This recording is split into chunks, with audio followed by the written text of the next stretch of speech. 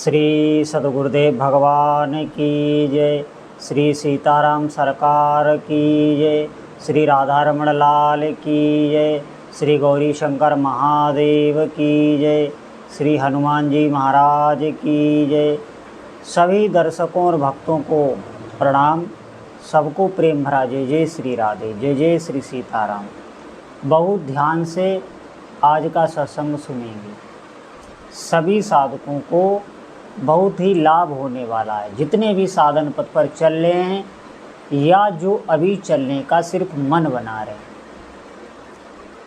आपको किसी भी समस्या का अगर समाधान चाहिए, हम ये कह रहे हैं आपके भीतर नहीं आ रहा है कि हमें मनुष्य जीवन दुर्लभ है, हमें भगवान को प्राप्त करना है, ये बात अभी आपकी बुद्धि में ठीक ना बैठती हो, आप संसारिक कामनाओं की पूर्ति के लिए ही भजन में लगें। इसके लिए भी आपके पास भजन होना चाहिए। आपके पास भजन बल नहीं है तो आपको कोई भी संसारिक कामना आपकी पूर्ति नहीं होगी। आप अपने इस देह के बल से, अपने कार्य के बल से, अपने कर्म के बल से अभी तक आप देख ही चुके हैं, कुछ नहीं कर सकते। मन दुखी ही रहेगा, अशांत ही रहेगा। अगर आपके पास धन है, आप बाज़ार में कुछ भी खरीद सकते हैं। आपके पास धन नहीं है, आप कोई भी वस्तु नहीं खरीद सकते। भजन करना बहुत अनिवार्य है। ध्यान देना, लोगों का प्रश्न रहता है कि हमारा भजन में मन नहीं लगता, नाम में मन ही नहीं लगता, हम भजन कैसे करें। मन को भजन में लगाना होता है, ये इतनी जल्दी से नहीं लगता। मन का एक बहुत बड़ा रहस्य है, इसे आप जो भी पकड़ाओ ये पकड़ लेता है, और जो भी पकड़ता है ये वैसा ही बन जाता है। आप विषयों का अगर चिंतन करें तो ये मन विषयाकार हो जाता है। आप मंत्र का या नाम का चिंतन करें तो यही मन मंत्राकार हो जाता है, मंत्र और मन एक हो जाता है। आप इष्ट देव का चिंतन करें तो यही मन इष्टाकार हो जाता है। ध्यान देना, प्रारंभ में आपको इसे बार बार लगाना है। जहाँ भी ये विषयों की तरफ जाए आपको मोड़ के भजन में लगाना हो। इसी को कहते हैं अभ्यास और वैरागी। ये लगने लगता है, आप ध्यान दें। नाम जप या मंत्र जप प्रारंभ में आपको श्रवण करते हुए जपना है। श्रवण पर अपनी चेतना को एकाग्र करना है। श्रवण पर, जैसे आप सीताराम सीताराम जप रहे हैं, एक उदाहरण के तौर पर, तो सीताराम जप रहे हैं, ये जो ध्वनि है इस पर आपको ध्यान केंद्रित करना है। सुनना अवश्य है प्रारंभ में, भले ही आपका ध्यान न लगता हो, मन कहीं जाता हो, आप सिर्फ श्रवण पर ध्यान केंद्रित रखिए। जो भी आप जाप कर रहे हैं उसको आप सुने अवश्य। ऐसा करके आप कुछ दिन देखें, देखिए आपको कितना लाभ मिलने लगता है। इष्ट देव का ध्यान भी होने लगेगा, भीतर से एक अपूर्व शांति आने लगेगी, एक अपूर्व सुख जो वाणी का विषय नहीं है। ऐसा सुख जो किसी धन से नहीं खरीदा जा सकता, जिसे भजन का सुख कहते हैं। वो सुख आपको लगातार ऐसी प्रसन्नता में रखेगा, ऐसी सकारात्मक सोच में रखेगा कि आपके सभी सांसारिक कार्य भी बनने लगेंगे। इस बात के पीछे एक बहुत बड़ा रहस्य है। हम सांसारिक दुखों से घिरे रहते हैं, हमारी सांसारिक कामनाएं पूरी नहीं होती हैं, हमारे भीतर नकारात्मक सोच भी बहुत रहती है। कोई भी कार्य करने से पहले हम डरते हैं, कोई भी भय नहीं है फिर भी हम डरते हैं, हमें पूर्ण विश्वास नहीं होता। सबसे बड़ी बात ये है, हम प्रसन्न चित्त नहीं होते।